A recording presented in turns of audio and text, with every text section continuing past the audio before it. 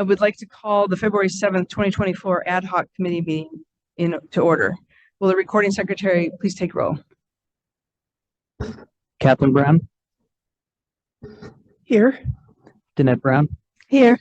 Monica Martinez. Here. We have a quorum. Great. Thank you so much.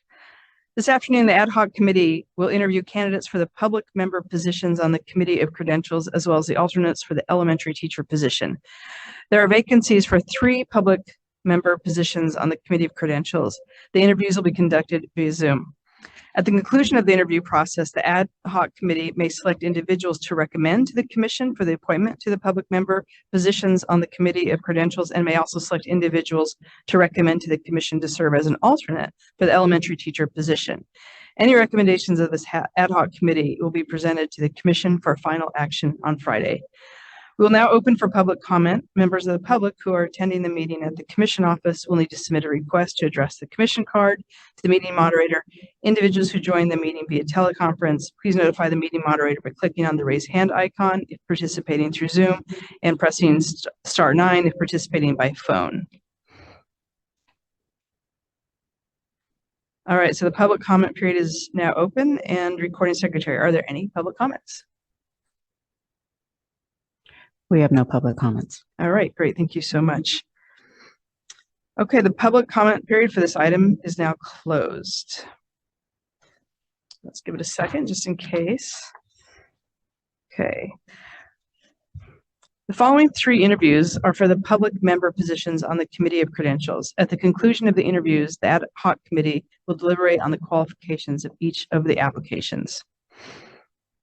And first of all, I just want to really thank all 3 for applying for this role and for taking the time to interview with us, and also our apologies that we're running a little bit late this afternoon. So the first candidate for the public member position of the Committee of Credentials is Brian Astroshan, and I'm sure I didn't say that right. So Brian, you're welcome to correct me. And we're going to admit Mr. Astroshan to the Zoom meeting. Brian, are you there by phone or video? Okay. Okay. Commissioners, Mr. Astroshan has requested that he not be considered at this meeting, and he would like to have his application considered at a future ad hoc where the public member position is considered. So we will go ahead and keep his application on file, and the next time that we have an ad hoc for the public member position, we will bring it forward to you, but we'll first ensure that he's still eligible. Okay. Appreciate you all taking care of that. Thank you. You're welcome. Okay. Well, oddly enough, we're right on schedule. Yeah. So, okay. So the second candidate, or the first candidate now for the public member position of the committee, is Jonathan Ho. Hi there. Can you all hear me okay? Yeah. Hello, Mr. Ho. Thank you for joining us at the Commission on Teacher Credentialing and for speaking with us today. I really appreciate your time. And most of all, thank you so much for taking the time and your interest in applying. So thank you. Can you see and hear us okay? I can see 2 of you, and I can hear you just fine. Okay. All right. Who are we missing? Okay. Now can you see? Yes. Okay. Okay. All right. Perfect. Okay. So, and those were the wrong 3. So, or the wrong 2 that you were looking at. So we're going to ask you a few questions throughout this interview. And you'll have an opportunity, of course, at the end of the interview to ask us questions. I'm going to lead off with the questions, and then Commissioner Brown, to my right, your left, is going to ask you a few questions, and then the other Commissioner Brown is going to ask you questions as well. And we have 20 minutes, so just keep that in mind when you answer the questions, and particularly if you are going to want us to ask us questions, we want to make sure we leave time for that as well. So does that make sense to you, Mr. Ho, before I dig in? Yes, I will try to be succinct. Okay. All right. Well, these first ones are going to be very succinct. Are you currently employed in either a certificate public school position, or are you a member of any governing board of a school district or county board of education? I am not. Thank you. The Committee of Credentials meets 3 full days per month and is required to prepare for the meeting by reviewing all cases in advance. The committee reviews educator misconduct cases to determine whether to recommend discipline on an educator's license. Do you believe you can make the time commitment and review the subject matter? Yes, I can. Thank you. Do you know any of the current members who sit on the Committee of Credentials or the Commission on Teacher Credentialing? And if so, in what capacity? I do not. I've just read your names on the internet. Okay. Do you know any current commission staff? And if so, in what capacity? I do not. Okay. All right. We're going to get past the yes, no questions now and move a little bit deeper into your experience. Please tell us why you're interested in serving on the Committee of Credentials. Sure. Thank you all for having me. I've had sort of an interesting professional journey where I started off my career after college in corporate finance, did not have any interest in education, and didn't take me long to realize that wasn't quite for me. And I had an interest in, serving my community and being of service, especially in the education world. My parents are immigrants from Vietnam, so it just really cemented the importance of education for me. So I quit my finance job and joined the school system. So for 7 years, I was in public school districts in the Bay Area. I taught math, physics, and music. So and kind of got involved in the education system at all levels. But understanding the ins and outs of the co-credentialing system was what allowed me to explore different opportunities. And I also saw it as, a way to keep teachers in check. During my time, I've seen some allegations of misconduct. And while I know there are forces like teachers unions and district policy to make sure there's a process, I believe that the Committee of Commissions has an important responsibility to determine a teacher's fitness. Being a credentialed teacher means something, and I've taken that to heart. Like for every single opportunity I've pursued in the education system, I've gotten fully credentialed so that no one can question my fitness for the assignment. And now I'm out of the education system as an employee. I mean, I'm connected to the community. I'm pursuing different opportunities in the ed tech and entrepreneurial space and business. And I have some flexibility. I can control my own schedule. And I just believe that, serving on this committee would be a great way to stay connected and allow me to learn more about the system that really governs the way teachers get certified. And although I haven't had a lot of personal experience with this, I do want to have a whole picture of how some individuals may be removed from the pool of teachers because of their fitness. And I just believe that having that perspective and experience will allow me to it will inform my career and allow me to act in a capacity that may have greater policy and systemic impact down the road. Great. Thank you. And again, thank you so much for your interest. Please describe your knowledge of the Education Code, California Code of Regulations, and case law as it relates to the nexus to fitness to teach, adverse action against credentials, and the Committee of Credentials. I would say most of my experience comes on the front end. I understand, I've worked in teacher preparation programs extensively. So I've been a field supervisor and STEM education professor at both San Jose State, which is my local university, and National University Online. So I am very familiar with all the requirements candidates have to go through to get a teaching credential. I think it's difficult to memorize ed code, but I understand sort of the spirit of the way the policies are written, and I'm a whiz with a computer, so I can look anything up and figure out in a specific scenario what the letter of the policy states, and then work with the appropriate stakeholders to determine if the spirit and letter line up in this in a particular situation.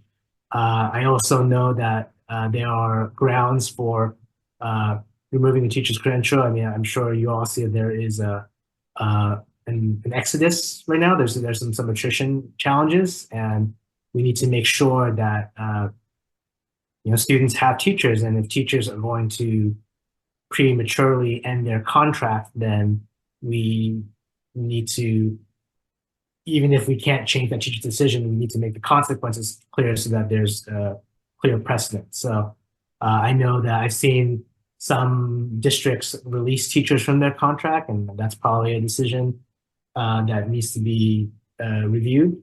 And while we need to make sure the policies protect students and keep the system running, I also think, with the challenges we see in public education, I would like to, explore ways to make an impact on how do we make it smoother and overall better for teachers to go through the credentialing process, that, you have more folks like me who have kind of gone down the traditional path rather than, I can name 3 schools right now who probably have a less than fully qualified teacher in the classroom because of extenuating circumstances. No one's fault, but I think it is the charge of this committee to minimize those instances. Right. I appreciate that. I'm going to turn over to Commissioner Brown, who also has some questions for you. Good afternoon, Mr. Ho. Can you hear me okay? Yes, I can. Fantastic. I have the next 3 questions for you. What strengths or qualities do you feel you possess that would be assets to serving on the Committee of Credentials? I bring with me a decade's worth of work experience in both the private and education sectors. And, what I don't know, I think I'm a quick study, I can learn. As someone who's been exposed to lots of different sides of teacher credentialing, I just think that I have a good public basis for being able to provide an impartial opinion. And I think that I have some know-how to leverage technology, resources, relationships to be able to move the needle on some of the committee's strategic initiatives. I think I'm a team player, and I can usually, figure out the way to make the best of a given situation. I think also I'm, I don't really have an emotional attachment. I'm politically, I don't know if this is relevant, but I consider myself independent political entity, so I don't really have affiliation when it comes to policy positions. Thank you. And to follow up on that, could you tell us a little bit about if you have any areas of growth or weaknesses that may impact your service? Sure. Wow. I think there's, I've served on like WAS accreditation committees, and they preach a process of continuous improvement. So I do think there are experiences I haven't been exposed to. Given my experiences in education, I haven't really been part of the disciplinary process when it comes to adults. And so I think that will be new for me, but I'm eager to learn. I mean, if I'm going to be transparent, like when I work and I stay objective, I can provide an impartial opinion, but I have in some cases gotten emotionally invested in a particular case, maybe if something about the case resonates with my own life. And I think, I've done work in therapy to sort of find closure around some of those triggers in order to not let it cloud my judgment. But I would be lying to you if I was like, 100% well-adjusted with no emotional trauma. So I understand the decisions of this committee are important. So I think under, a shotgun decision, maybe I don't always make the right call, but from what I understand about the committee, the processes are very deliberative and collaborative, and there's a lot of care before taking action. So I'm hoping that like working with this team, I won't be in a position to make a bad decision. Thank you. The next question involves 3 different scenarios, and so I'll read them to you one at a time. Please listen to each of the following scenarios. For each one, please discuss whether you would close the matter or recommend discipline on the educator's credential. Please explain your decision-making process. Scenario number 1. An educator has 3 felony drug convictions in 1997, 1998, and 1999. On each occasion, the educator used cocaine. Am I supposed to read all the scenarios at once or give him time to respond? Oh, good. That's what I was thinking. Yes. Okay. So please discuss whether you would close the matter or recommend discipline on the educator's credential, and please explain your decision-making process. Just so I understand the process for these scenarios, am I allowed to ask for more information, or is that only information that's given? That's all the information I can give you right now.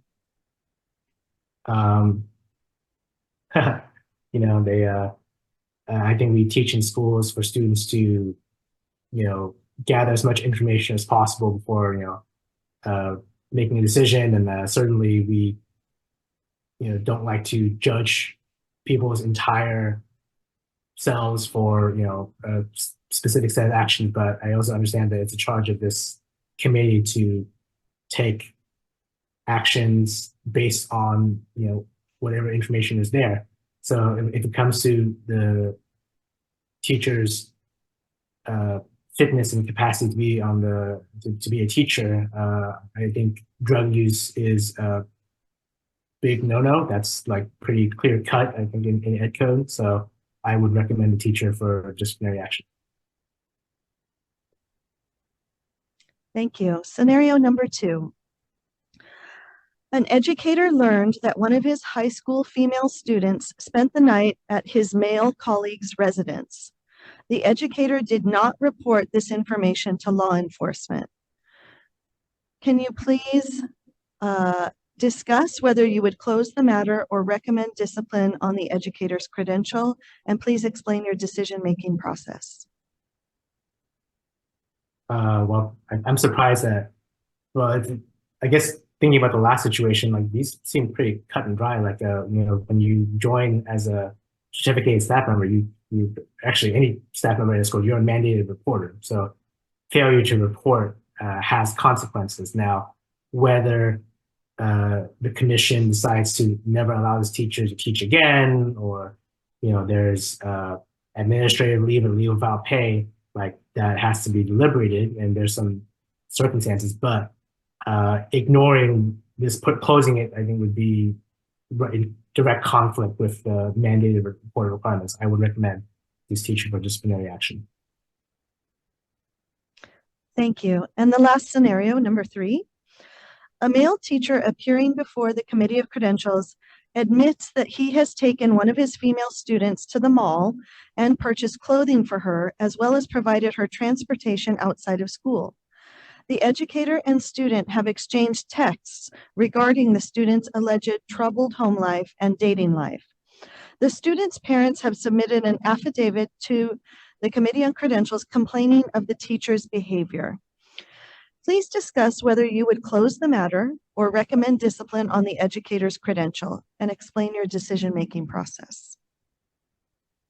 These are clear signs of what is called grooming. And, it's one thing that the teacher, is already having inappropriate contact with the student outside the school. Being in a car, big no-no. Being at the mall purchasing, big no-no. But we also have a complaint from the parents. So this is a no-brainer. Absolutely recommend the teacher for disciplinary action. Thank you. And my last question for you today. Please consider a situation in which most members of the Committee of Credentials feel differently than you do as to the recommendation of discipline. The deliberations indicate that 5 members oppose your recommendation and only 1 member agrees with you. How would you handle this? Do you want me to describe the situation and then deal with and then talk about the process? To please consider the situation. Oh, okay, so I'll repeat the entire question, yeah. just Thank you, sorry. for Yeah. clarity. So, Yeah. no, that's fine, that's fine. Yeah. Please consider a situation in which most members of the Committee of Credentials feel differently than you do as to the recommendation of discipline. The deliberations indicate that 5 members oppose your recommendation and only 1 member agrees with you. How would you handle this? Like an adult. And I think what I mean by that is,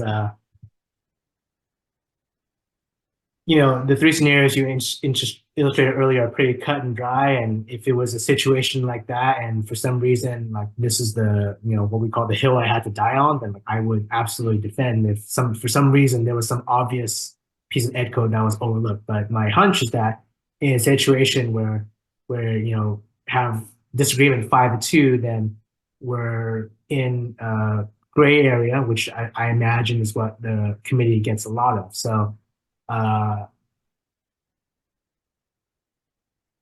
would follow, if I was new, I would follow the process. So I'm sure there's a deliberative process, and I would not presume to know more than any fellow committee member. I believe it's important that every person shares their perspective, but I also believe that decisions need to be made. So I would clarify that there was a clear time box to make the decision, and in the case where even after further discussion we cannot reach consensus, then I would yield to the majority opinion, because I do believe that's the process that we operate by, and I think there is healthy tension and what's called like a loyal opposition. Like, there can be disagreement, but we can agree to disagree and move forward and work together. One thing I have definitely employed in my own professional life is the whole idea of like disagree and commit. So I can, in a closed session with the committee, voice my opinions, and maybe I may not agree, but once we present something to the public, I think it's important that we do it as a united front, and there is no doubt in the decision. So I would just want a very thorough understanding, and there are a host of issues where Americans are deeply divided, and that is just, I think, a reality of the socio-political system that we live in. Thank you so much. I turn this on. Good afternoon, Mr. Hall. I have 2 questions. The first one is, when faced with a difficult case in the committee, which do you think should be given greater weight? The protection of the teacher or the protection of the school children? School children. Next question. Thank you. You're very concerned about a case that you read as a member of the Committee of Credentials because the case involves a friend of yours. After you read the case, you feel that the facts reported to the commission by the district about your friend are false. You feel obligated to inform your friend, and you feel like the committee should close the case and take no discipline on your friend's credentials. What issues should you consider before proceeding? I am not objective. I cannot be impartial in this case. I'm surprised if there's not policy written that like disallows me from even participating in the committee. But if there isn't, I would hope that I have the maturity and foresight to remove myself from the process entirely, and potentially call in a sub. And if I choose to be irresponsible and take any sort of inappropriate action, I think that's enough cause for removal from the committee. Like, that's something we should not take lightly. And yeah, our entire system is based on, review by an impartial set of peers. So if I'm connected to the case, then by definition, I'm not impartial. Thank you.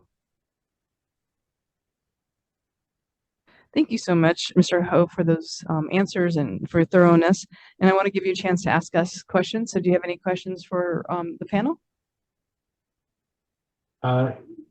Yeah, I did this opportunity just presented itself to me as I work at National University, but I do want to understand, that there's public members, but there are also members that represent like elementary and secondary. So all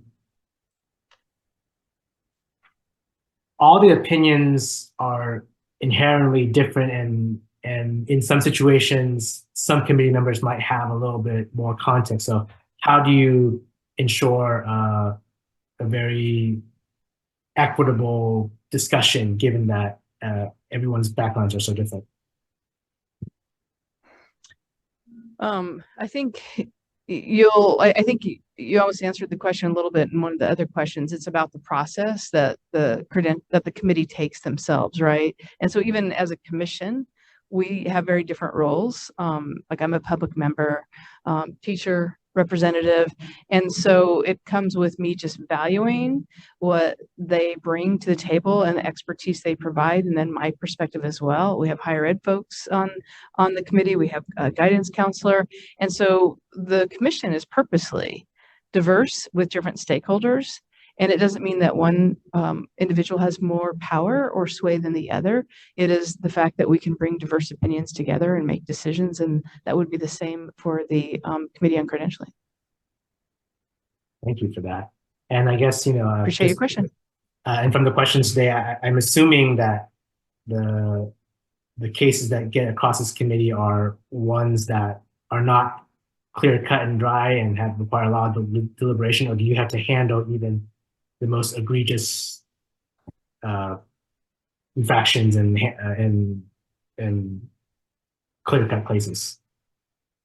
Yeah, I'm gonna just phone a friend, which is called the lawyer, across from us to see if they can answer that question better than I could. Okay, can you clarify your question? So in the three I think he wants to scenarios, that to me, that was so obvious that there should be disciplinary action. So I'm curious if that's the kind of cases that come to the commission, or is it cases that are more nuanced and require more deliberation? Well, the cases run the gamut. I can say that we get all sorts of reports of all kinds. And they can be school district, they can be affidavits, they can be criminal, they can be licensing, they can be from all places in California or from other states. And they can run the gamut of a simple, misdemeanor conviction for farming too many crabs under the Fish and Game Code, all the way up to a very serious offense of grooming or sexually abusing a child. And so there's a very lengthy legal analysis that goes into play as to whether or not the committee can take an adverse action. And so when I say the Fish and Game Code crabbing, that is not something that the committee would be able to take action on. So essentially cases come from all over and we have many forms of jurisdiction.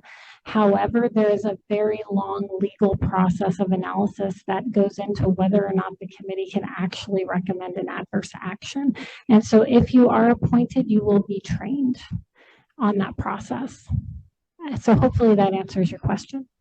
It does. Thank you. Yeah, it's good insight, because I gotta say, as a former teacher, I mean, this does. I guess your meetings are public, but I to be honest, I have not seen a lot of this stuff because I haven't been on the discipline side of things. But yeah, that's all my questions. I really appreciate your time and this opportunity to learn more about what you do. And no matter which way it goes, I do believe it's a small world education, and I hope we can stay connected. And if I can be helpful in any way, please reach out. Okay. Well, truly, all thanks goes to you for the time you took to apply and to interview with us today. So thank you very much. And of course, we'll be deliberating today, and the decision will be announced at the commission meeting on Friday. Great, thank you. All right. Thank you. Have a good evening. I should leave the Zoom room now? Yes. Yes. All right. We can disconnect you, or you can connect. We're going to go ahead and move on to our second candidate, which is originally our third candidate for the public member position on the Committee of Credentials. It's Raquel Jamerson. So staff, will you be able to admit Ms. Jamerson to the Zoom meeting? Hello. Hi, Ms. Jamerson. Thank you for joining us today. I am Commissioner Monica Martinez, and I have two other commissioners here today who are part of the selection committee. And we want to thank you for applying, and we want to thank you for joining us today for your interview. We're going to ask you 10 questions, and at the end of the interview, you're going to have an opportunity to ask us questions that you may have as well. And I'll lead off with the questions. Some of them are just yes, no, and then they get a little bit more extensive. So if you're ready, we're going to go ahead and move forward with our questions. And like I said, we hope we have time at the end of our 20 minutes with you that you can ask us questions as well. Does that make sense to you? Yes, it does. And I do need to say that I'm a little sick, so I may go into coughing spurts. So I may need to drink water here and there. Okay, well, please do. And maybe our colleague next to you will join you in coughing as well. It seems everyone has the cold, and I'm sure the rain's not helping. So thank you for joining us again, despite the fact that you've been sick. All right, so my first four questions are really more of a yes or no. Are you currently employed in either a certificated public school position, or are you a member of any governing board of a school district or county board of education? I am not a member of a governing board. I am considered a recreation coordinator in an emergency position as a child care director. It will require a certificate eventually. We're in the process of getting licensed. But as you know, for the city of Los Angeles or any government agency, you can have up to 12 weeks of child care per year under 16 hours. So it's kind of a double answer to the question. Okay. And I'm just going to check for clarification on the first question. It was, are you currently employed in a certificated public school position? Not in a public school, no. Okay, great. Thank you. Just wanted to be clear so it's on the record. The Committee of Credentials meets 3 full days per month and is required to prepare for the meeting by reviewing all cases in advance. The committee reviews educator misconduct cases to determine whether to recommend discipline on the educator's license. Do you believe you can make this time commitment and review this subject matter? Absolutely. Great, thank you for that. Do you know any of the current members who sit on the Committee of Credentials or the Commission on Teacher Credentialing, and if so, in what capacity? I do know one person on the committee, and do I need to go into detail? Yes, the name of the person and the capacity by which you know this person. Ebony Batiste. I've known her for maybe 25 to 30 years, maybe about 27 years. We both attend the same religious organization. She's recruited my help with volunteering for her, the city where she's a commissioner, etc., and other events. Great, thank you for sharing that. And do you know any current commission staff, and if so, in what capacity? Not that I know of. I don't think so. Okay, and a little bit more of an interesting question. Please tell us why you're interested in serving on the Committee of Credentials.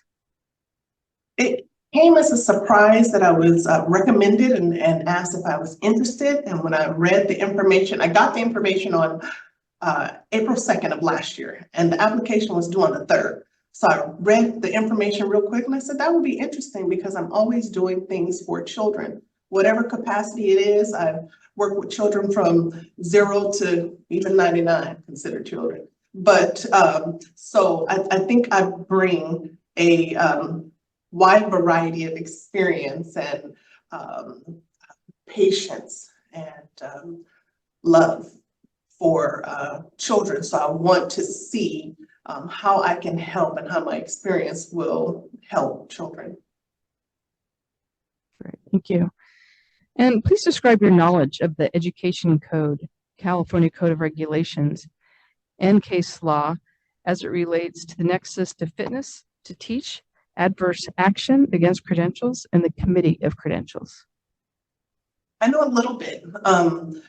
On the information that was sent to me in the email, I went and scanned through everything about like 4 or 5 times. I didn't remember it all, but I have, I don't remember everything to where I could say, I can go here, this one is number 101058 or something like that, but I know I can go to it to find it. So I will read everything, I'll learn everything. So whatever it takes to do the position successfully, I'll do that. Great, appreciate that. I'm going to go ahead and just hand it off to one of my other commissioners, Commissioner Brown, and she'll ask a few questions from here. Good afternoon, Ms. Jamerson. Can you hear me? Yes, I can hear you. I can't see you, but I can hear you. Excellent. Thank you so much. Okay, I have the next few questions here. What strengths or qualities do you feel you possess that would be assets to serving on the Committee of Credentials? Strengths, I think I demonstrate patience. So listening to what needs to be heard and seeing it also from a different lens. Since I work with children, like I mentioned, from ages 0 on, I can apply their kind of a developmental or development, what they've experienced, and just look at it from a different outlook. So knowing how children will communicate or knowing how different the ways they convey messages. So, and can you repeat the question again? I just want to make sure that I answered it. Of course. What strengths or qualities do you feel you possess that would be assets to serving on the Committee of Credentials? Patience, meticulous. Sometimes I'm a little too attention to detail, as one supervisor told me, but it pays in the end because he's needed the information that I was so meticulous about in the end. So here, what else? Making sure nothing is unturned, no stone is unturned. So just making sure that I'm clear. What else? Time management, and I think that covers it. Thank you. And can you tell us about any area of growth or weakness that may impact your service? Yes, let's see. Area of growth or what to impact my service? Weakness or area of growth that may impact your service? Yes, sometimes that attention to detail can be considered a weakness. I don't consider it a weakness because it will be thorough. So things I can work on are not being so nervous during an interview that seems to be live. So. Okay, thank you. Next question. Please listen to each of the following scenarios. For each one, please discuss whether you would close the matter or recommend discipline on the educator's credential. Please explain your decision-making process.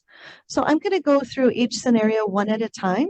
And then after I read the scenario, I'll reread the part about how we would like you to respond. Are you ready? Yes. Scenario number 1. An educator has 3 felony drug convictions in 1997, 1998, and 1999. On each occasion, the educator used cocaine. Please discuss whether you would close the matter or recommend discipline on the educator's credential. Please explain your decision-making process. Okay. Well, give me a short second. 1997, whatever it was, 1900s. I think I read somewhere in the policies that if a person has a felony conviction, that it automatically has to be denied. I didn't read or see any more to where it might have said it can be appealed, but it's an automatic requirement that needs to be done that I can recall. So, but also, I'm just going to say, if a person wants to appeal or if they want to do that, they can also write or request and also write an explanation of what's happened. I don't want to say that, you know, people don't, what's the word, recover or anything like that. But however, so the commission has to do what has to be done. If it's already policy that it has to be denied, then it's going to be denied. And then whatever the procedure is to try to get the credential, or if they're currently a credentialed person, then if that information was not on the application, that would be an issue. So the application is key when filling that information out. If it is a drug conviction, if it is a whatever kind of offense, a criminal offense, felony, etc., it needs to be on the application. And then from there, you can go through the whatever application process to write a explanation. I hope I answered the question. Thank you. Thank you. Scenario number 2. An educator learned that one of his high school female students spent the night at his male colleague's residence. The educator did not report this information to law enforcement. Please discuss whether you would close the matter or recommend discipline on the educator's credential. Please explain your decision-making process. Okay, I'm not going to ask you to repeat it. It's just for me, it's just a little bit tricky. However, one thing that comes to mind is since that educator didn't turn it in, was this child a relative? It kind of sounds like that. So I would want to know more information. The reason why it wasn't turned in, if that's the daughter or the stepdaughter, or if the person is on the emergency list, or something of that nature. If it is a person that and they're not on the emergency list, then of course that's an issue. And if the right protocol or right steps were not taken, then absolutely discipline for the educator who did not report it, because I believe there is a fine not to report. If you don't report, it could also be imprisonment if you don't report child abuse. It's not for us to determine if it is child abuse, but so we still have to, we're mandated reporters, and we have to do what we're supposed to do, unless we can be like, you know, and challenged. If I see something happening, I'm supposed to report it, or I can see what's going on. And I do want to give an example. I did have a person who worked for me, and actually the daughter was a part of the program. So the daughter was a little girl, and she always wanted to be in her daddy's lap. So one of the parents came in and complained and said that there's a child in a man's lap. So I came out, I spoke to him and said, I understand it's your daughter, but please understand that we already went over the training. She's not supposed to be in your lap. And we'll have to just redirect her or put her in a different group. So there's more questions to that scenario for me, but that's what I can think of. Thank you. Thank you. And the last scenario that I have for you, a male teacher appearing before the Committee of Credentials admits that he has taken one of his female students to the mall and purchased clothing for her, as well as provided her transportation outside of school. The educator and student have exchanged texts regarding the student's alleged troubled home life and dating life. The student's parents have submitted an affidavit to the Committee of Credentials complaining of the teacher's behavior. Please discuss whether you would close the matter or recommend discipline on the educator's credential. Please explain your decision-making process. My first mind is to discipline. However, I do want to know, why is that staff member taking a child to the mall, etc., and the parents are complaining or expressing legit concern? Is it that it could be, so some things that we have to take into account, could it be that the current parent is a mother and another mate, or a father and another mate, and the educator is another parent? Or could it be a family domestic issue or something? Those are things that come to mind as well. So if there's any type of, but just to be thorough, I would want to know if there's any type of relationship of any sort with that child and that adult. Is it a relative and they're going through a sour divorce or a sour separation, or what? So that's just my thinking process to see what's going on. But absolutely, if it is not someone who has authority to have the child, still a child, teenager, to be in the car with them, absolutely, it's inappropriate. It's against procedures. They should not have be alone with children in the first place. That's one thing, excuse me, that's one thing that we're taught, is not to put yourself in a predicament where you're alone with a child. So allegations like that can happen. Children sometimes say things that, sometimes are not true, and sometimes adults say that too. So we just have to be thorough to make sure and see what's going on. But however, yes, if they do not have permission, absolutely, parents are correct. Thank you. And that's it. Last question from me. Please consider a situation in which most members of the Committee of Credentials feel differently than you do as to the recommendation of discipline. The deliberations indicate. Sure, I'll start from the beginning. Please consider a situation in which most members of the Committee of Credentials feel differently than you do as to the recommendation of discipline. The deliberations indicate that 5 members oppose your recommendation and only 1 member agrees with you. How would you handle this? Can I ask if the policy is, in order for something to pass, does it have to be a total vote, or does it have to be, does everybody have to agree on the discipline, or can it be majority vote? Just wondering. Can you hear me? I'm sorry. So for these questions, we have to ask the same questions of everyone. So at the end, there will be time for you to ask us anything you'd like. Makes but sense. for this specific question, we'll need to keep it the same for all the candidates. Okay.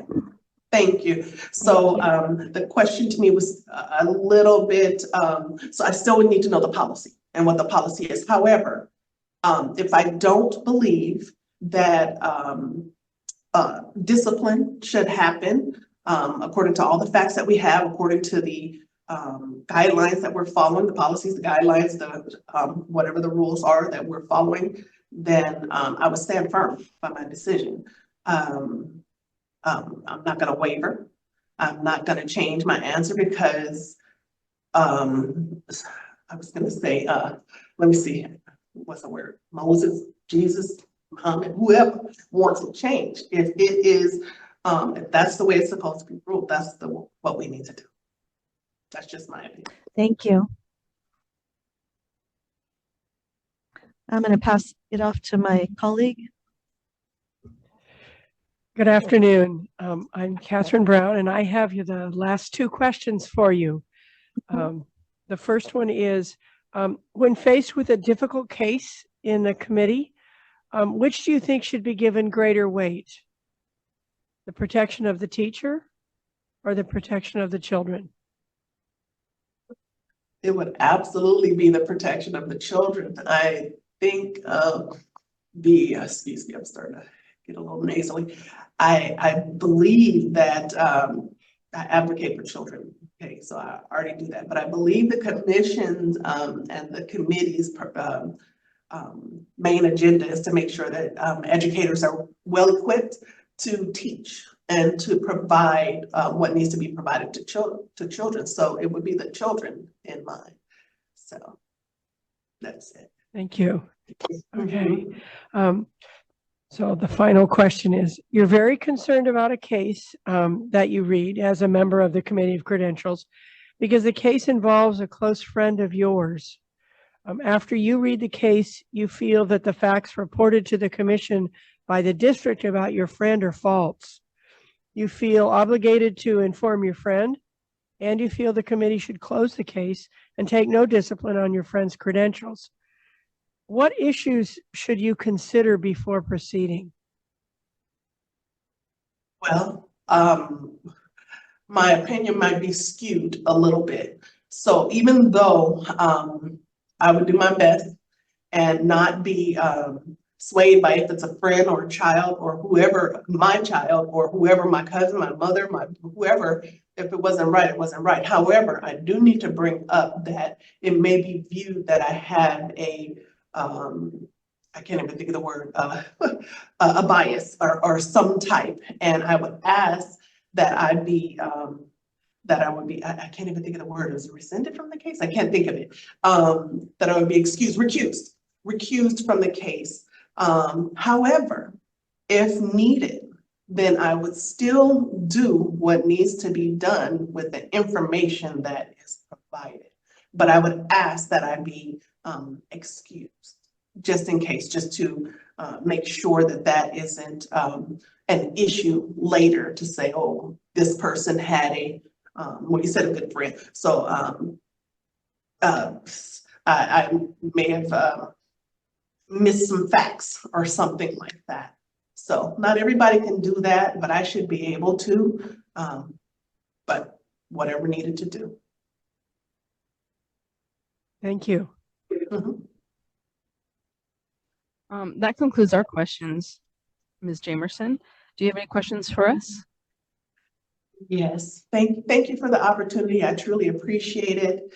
And I wanted to know, and this may be the most common question, when would I find out if I am selected, and what are the next steps? No, thank you for the question, and most of all, thank you for your interest. So after this interview with you, we've finished our interviews with the public, with those who applied to be a public member. So we will deliberate and we'll make a motion as to whom we recommend go forward as a public member representative on the Committee of Credentials. And then on Friday, the larger commission has to approve our recommendation. So within really 48 hours or so.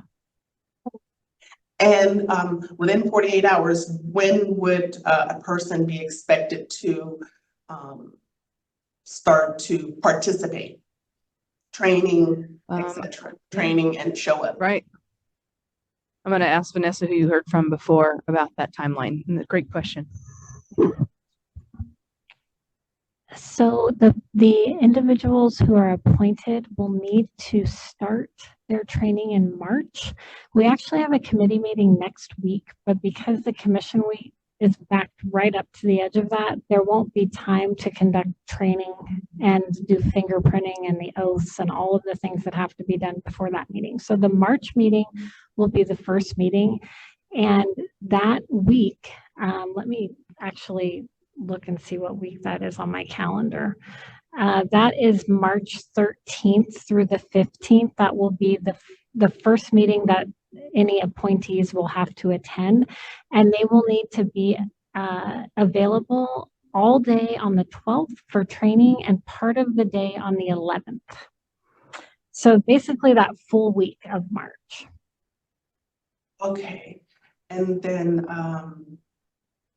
what about I don't know if I'm able to ask, are arrangements made to fly or what? Or possibly? Well, yes, anyone who's appointed, legal office will reach out to those individuals and there'll be a whole packet of information regarding all of those things. Okay, awesome. And then my last question is a statement first. I did see on the people who are picked for the committee, primary school was represented, secondary or whichever it was, also an administrator, some other people, and then the 3 public was it 6 public members or 3 public? I think 3 public members. Was it 3 or 6? I'm sorry. Yes, there are 3 public members. 3 public members. Now, the one thing I didn't see is that if I choose to go for my child care director or the site supervisor permit, then I'll be a certificated certificated. If I'm chosen for this position, because it's a civil service position, it has to be posted, etc. I have to apply in order to be I have to be picked, etc., or hired in the permanent position. This is a temporary. We lost you. I think maybe hit mute. Can you hear me? Can you hear Yep, me? now we can. It could have been Okay. us. We could have hit mute, yeah. So if I go for my certificate and I did not see anyone represented from childcare, would that be an issue to have a child care person represented on the public portion of the committee? I'm not sure what the situation is, but I can tell you the requirements that this position, you cannot be working in a position that requires a certification document in order to be a public member. Okay, thank you. So I do not have one at this time. Thank you. And that's just all by way of, okay, if that did occur, it would deem the position vacant on the day that occurs. So it would be very important for you to, if you are appointed, to let the legal office know prior to that occurring, because it could void the committee's actions. Okay. Thank you very much. Yeah, thank you for your questions. And as you can see, as commissioners, we need help from the commission staff. So we have them here to help us, and appreciate your questions. And again, thank you for applying. So without any other questions, we're going to go ahead and leave this call and meet as a panel and a committee to make our decision. Thank you so much. So have a good day. Yeah, no, thank you again for your time. Have a good evening. Bye-bye. I want to thank all of the public member applicants who interviewed today. We're grateful for their willingness to serve on the Committee of Credentials. We heard from 2 public member applicants, Jonathan Ho and Raquel Jamerson. We are here now to recommend appointments of public member applicants to serve on the Committee of Credentials. We may also select an alternate. Let's discuss our thoughts on the strengths and weaknesses of the candidates. And I want to thank both the commissioners for your questions as well, and your great listening skills. And so we have 2 candidates before us, and let's just discuss them individually. And let's start with Mr. Ho, and let's start with the strengths.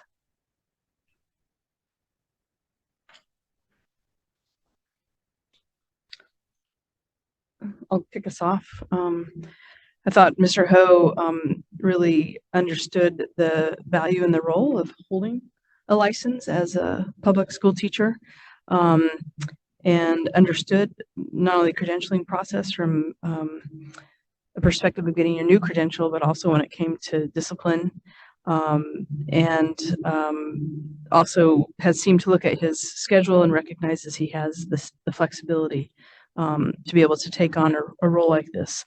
As he said, he's exposed to multiple sides of the credential, and recognizes that sometimes you have to put your own opinions aside and be neutral, despite the fact that it could be hard. But I was also really impressed with his knowledge of many of the policies around the code of conduct. I also think that he was, he's very he has extensive experience in both credentialing and in teacher preparation, which I thought was really, I think is really helpful. He's aware of issues around current issues, such as there is a real issue about a teacher shortage, as we all know, and that's making it a real challenge for school districts to have qualified teachers in the classroom, and he knows that. I think that, again, I think he also knows and expressed how teacher preparation sometimes ends up, it's very clear how to get the teacher preparation, but it's hard to get people in, through, and out. So I think that's helpful as an awareness. I don't know how much that applies to what he'll actually be doing, Right. but the fact that he knows the current condition of the field, I think, is really helpful. I appreciated his self-disclosure on issues of the emotional interest, because that happens in this work. So I appreciated that. Yeah. Thank you, Dr. Brown. Yeah, please, the other Commissioner Brown. Thank This you. will be easy. I can't get it wrong. Yeah, I agree with all the comments that you both shared. I also was impressed with his ability to articulate that it was about the work of the committee and not about him as an individual. And so his decision-making process, I appreciate that he articulated that. I found him to be very thoughtful, and at the end of the day, it's about the work of the body. And so I thought that was a really important thing to share. Yeah. I think, it's one of those things where your strength overdone could be weakness. And I think having that high level view of systems change that he talked about, as well as needing to make sure we had proper processes and procedures in place to execute our policy outside of just having a body that does this. He has the big picture mixed in with the deep understanding. So, yeah, I mean, if you guys want to discuss any more, or we can move to make a motion. Any more discussion on Mr. Hope? I just thought I'd add that when he made the comments around I need to proceed like an adult, even as I respectfully disagree. I didn't use the words respectfully disagree, but his idea that he would not presume to know that he knew more than others, so that he was taking the others into consideration, and really emphasize that he would follow the deliberative process. It means that it's a real participatory stance, which I think is really important, but also not then upsetting the process of being able to then make a decision. Yeah. Okay, thank you. And actually, we don't have to make a motion yet until we talk about both candidates. Would you like to add anything else about Mr. Ho? And if not, we can move on to Ms. Jamerson. We'll just do the same and lead with our strengths and discuss the weaknesses. If you guys feel it's easier to talk about them both, that's fine too. But if you want to just stick to one or the other, that's fine. Does anybody want to kick us off talking about Ms. Jamerson? What I really appreciated is that both of these people aren't the same person, that they have different strengths, and that strengthens the committee as it deliberates on the difficult issues that it has. I thought that her list of strengths of patience, I'm sure will be an asset here. And she mentioned the meticulousness to detail, that she thought maybe someone might see that as a weakness or an area of growth, but that she thought that what it really meant was that she was thorough, and this work does need to be thorough, and the legal advice and the boundaries of it need to be clear. I thought that was, I thought that those were, and I thought that her question about understanding how disciplinary issues have to happen, and then she'll stand by the decision. of her own position. I think she would be a person on the committee that would make her position clear and articulate the reasons why. And I think that that's important. Thank you.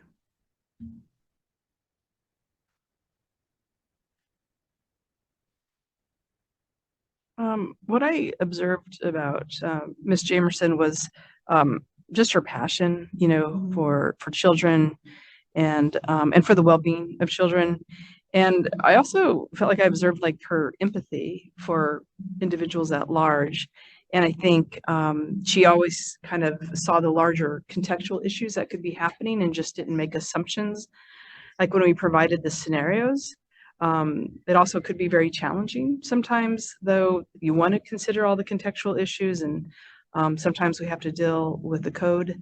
And but you know, she cares about students and she's very empathetic, and also, you know, had to read a lot before the interview, since she wasn't, you know, well grounded in a lot of the work around the Committee of Credentials, besides knowing somebody and knowing the multiple codes that and policies that are associated with it as well.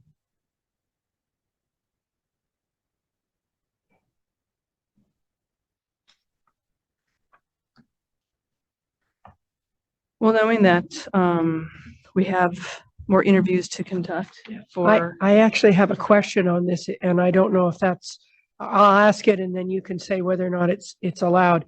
Both of these candidates mentioned that there are people on this committee that are from different aspects of a single subject, multiple subject, administrator. And I think those are good questions for them to ask and for us to know about. Is there a position on the committee for someone who holds a child development teaching permit? Because as you said, the certification matters, and yet it's not called a credential. So I don't know if there's a position on the committee for someone that holds a permit, though there are more permits given out than credentials. So question.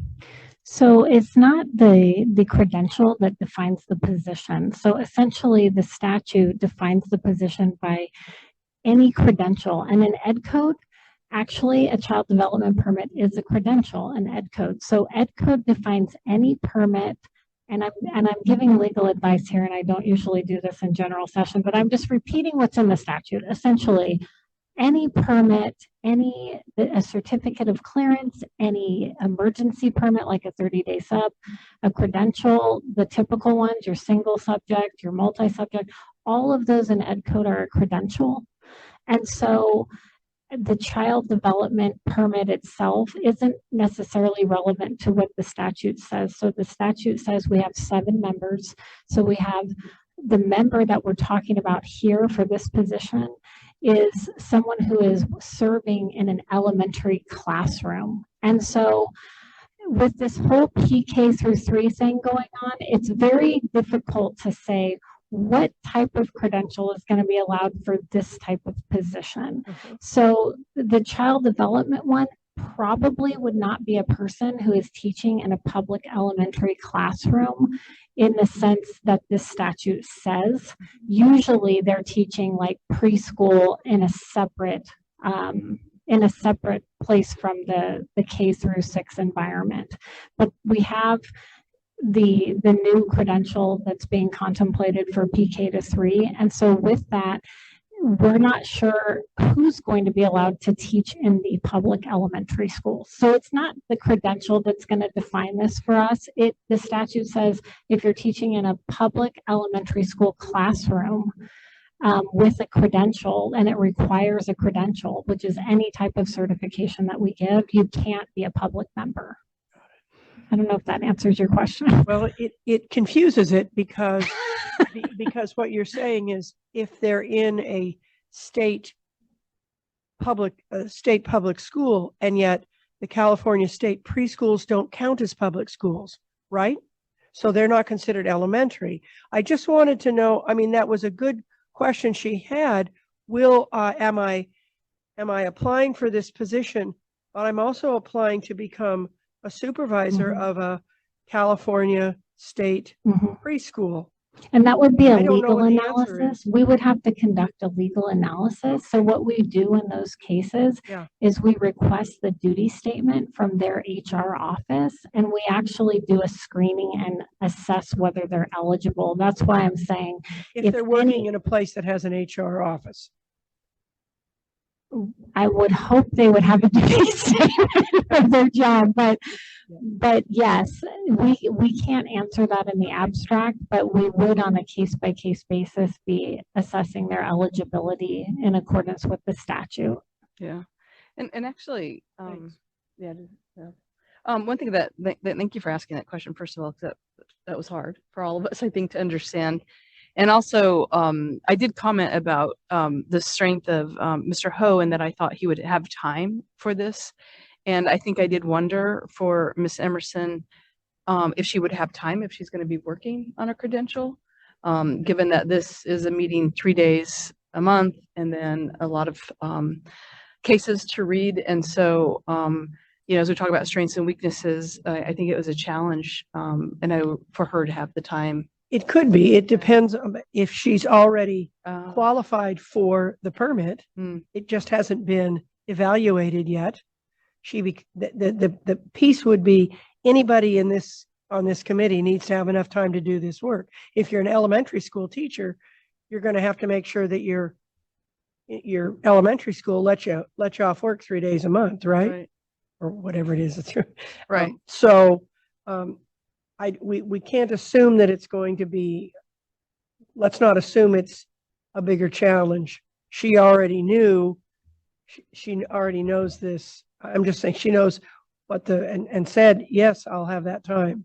I just didn't know if she'd do all this process. We would go through this deliberation only to discover that since she then has a child development permit, she's not allowed to be a public member. I still can't tell the answer to that question, and you'll have to evaluate it. Yes, we won't know the answer until we conduct an analysis. Okay. So this happens all the time with committee members. They change jobs or they don't have the same job, and same with commissioners. So they have to let us know and we have to figure out if they're eligible.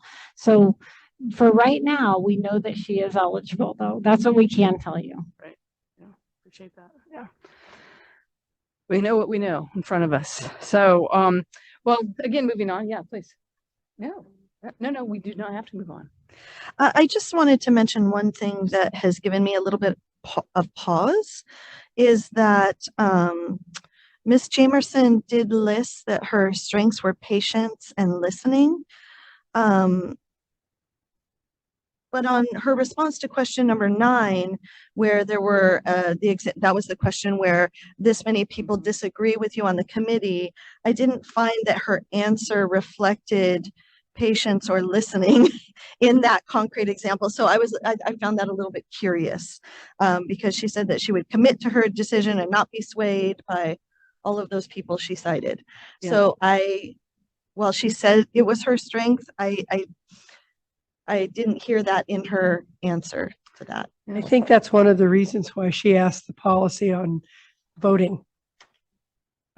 Because if you know that it has to come to unanimity, you might answer one way. And if you know that it doesn't need to be a unanimous decision, you might answer it another. And since she didn't get an answer to that question, because it was supposed to be questions only at the end, which she followed that directive, then she had to answer that. Yeah. I heard similar to what Commissioner Brown heard, because I think I actually wrote down the statement. She said, I'm not going to change my mind. And she doesn't have to. But again, in that kind of conversation, actually, when she said that, I reread the question because I too wondered if it was important for her to not change her mind or change her mind because the way the question was written. But I do think if someone's saying, I'm not going to change my mind, we're talking about the need to be very collaborative and participatory and sometimes have to integrate new ideas that are different than ours. And sometimes, as we do in the commission, we change our minds based off of hearing other people's perspectives. So that statement caught my attention and led me to reread the question. to understand what she was responding to for the reasons you just stated, but at the same time, that sounded like a very powerful statement. And maybe she doesn't have to change her mind all the time for the reasons you just stated, but we also need to come in with an open mind. Commissioner Brown. Yeah, and if I can just add to that, because question number 8 also asked the applicants to explain their decision-making process. And so when presented with the scenario in number 9, I think it's important in your decision-making process that maybe you articulate your decision-making process, even though that question didn't ask specifically for that, to say, I'm not changing my mind and I'm digging in my heels. I don't know what I guess I would want to know more about what's the process. I didn't hear a process. I just heard integrate other. I would appreciate that too, because I didn't hear I'm going to dig in my heels. I heard I'm going to stand by what I think is right here.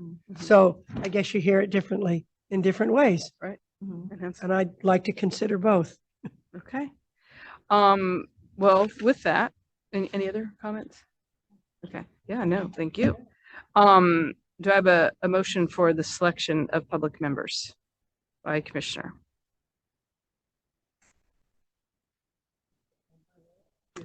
Someone has to make a motion. Yeah. I mean, I could as the chair, but I think it might be one of you to make a motion. Commissioner Brown to my right, Danette Brown. I move that we recommend Jonathan Ho to serve on the Committee of Credentials. Is that the right? Mm-hmm. I'll second that. Okay.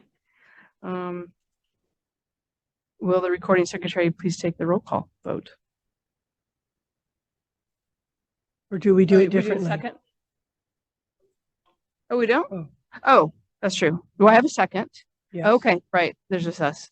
All those in favor, say aye. Aye. Aye. All those opposed? Motion carries. So we have the recommendation of Jonathan Ho as a selection of a public member. And then I have to look at the names again because I'm not very good at this.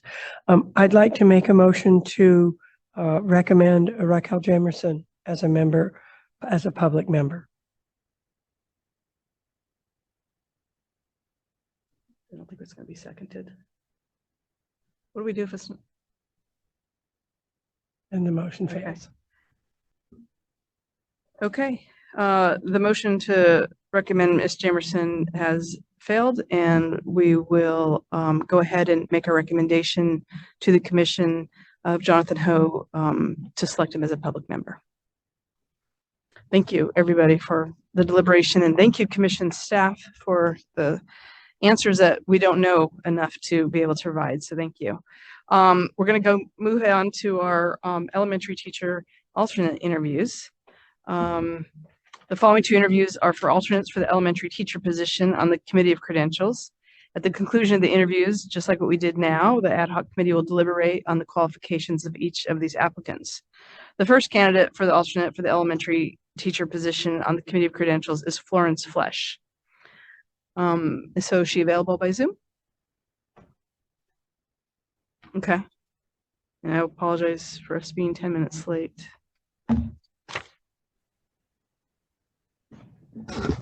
Ms. Flesh, can you please turn on your camera?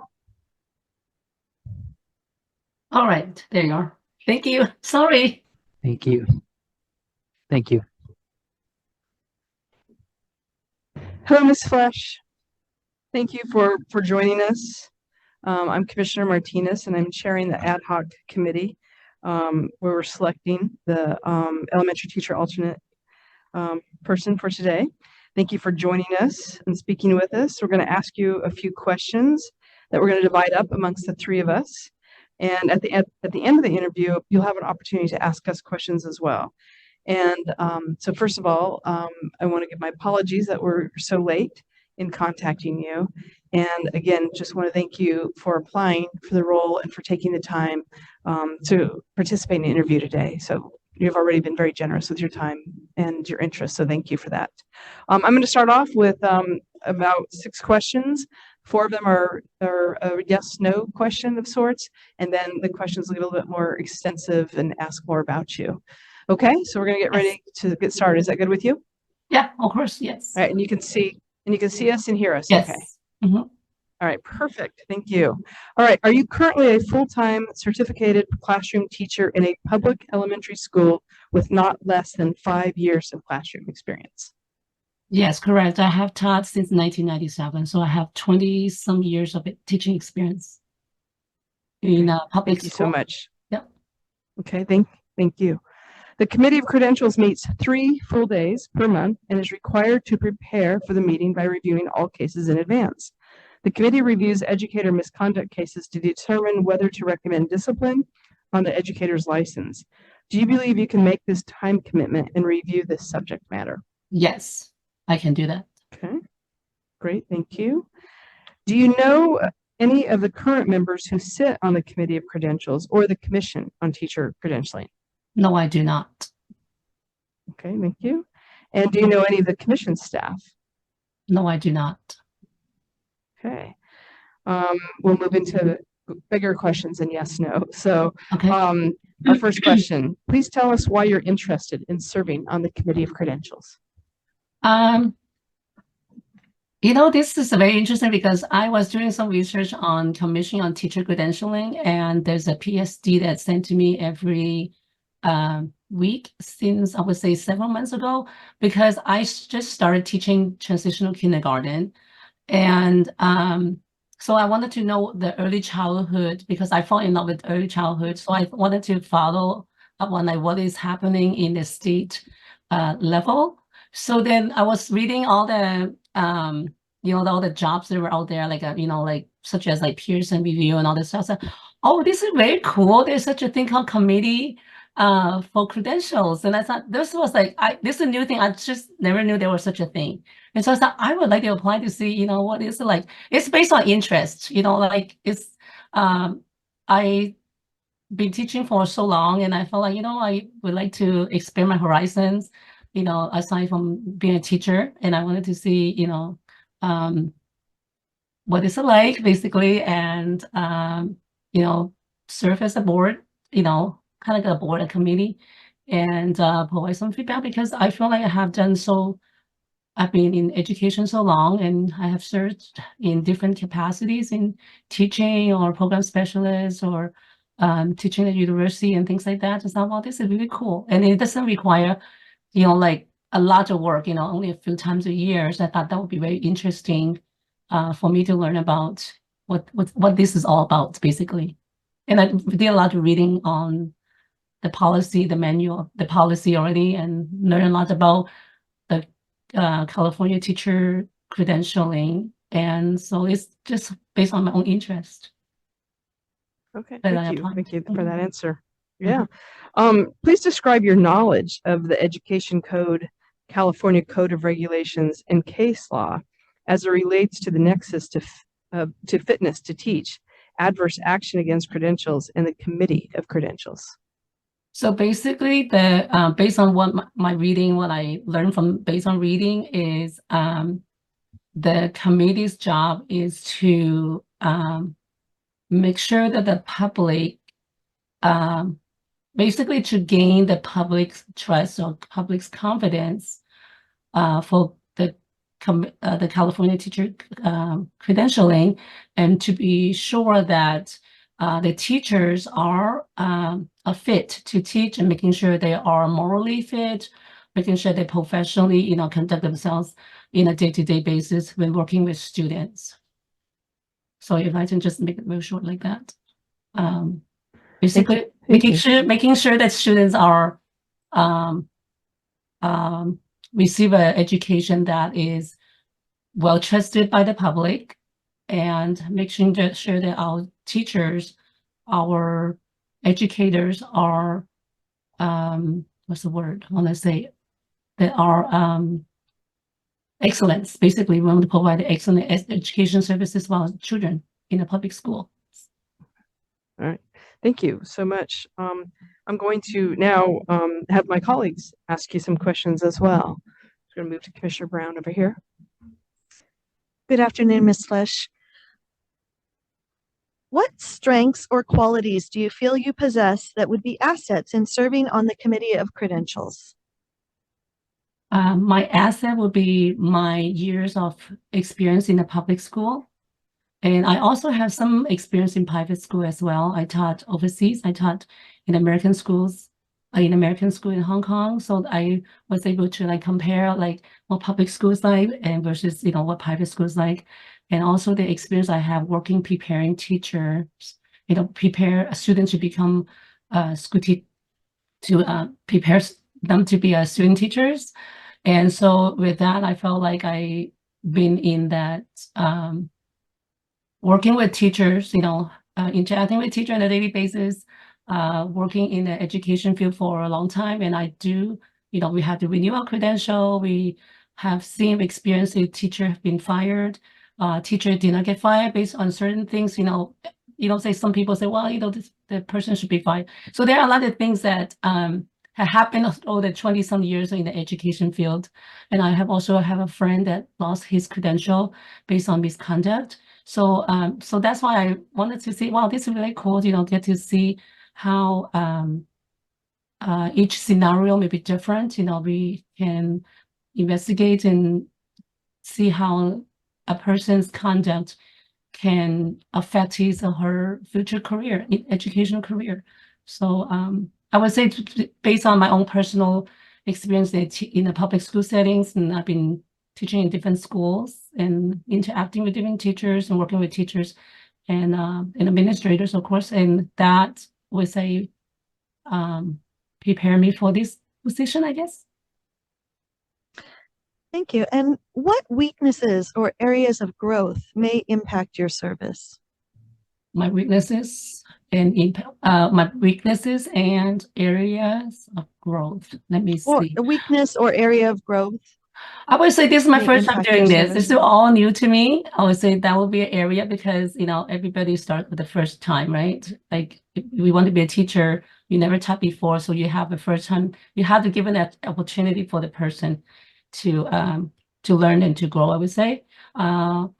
Aside from that, I love to read and I'm well educated. I consider myself as a very resourceful and be able to, follow through, responsibilities and read and understand and negotiate things and, what I'm saying, that kind of thing. So I would say that is my areas of strength, although the weakness is never done it before, what I'm saying. But I do understand, it's Thank just you. more like kind of like a school board. You think about it, a small portion of it, small scale of it. So. Thank you. Next question. Please listen to each of the following scenarios. For each one, please discuss whether you would close the matter or recommend discipline on the educator's credential. Please explain your decision-making process. So I'm going to read 3 scenarios. I'll read them one at a time, Okay. and then I'll repeat what the question that we're asking you for that scenario. So scenario number 1, an educator has 3 felony drug convictions in 1997, 1998, and 1999. On each occasion, the educator used cocaine. Please discuss whether you would close the matter or recommend discipline on the educator's credential. Please explain your decision-making process. Okay, it all needs to boil down to what the law says. Now, in terms of drugs use in school, you cannot use drugs, right?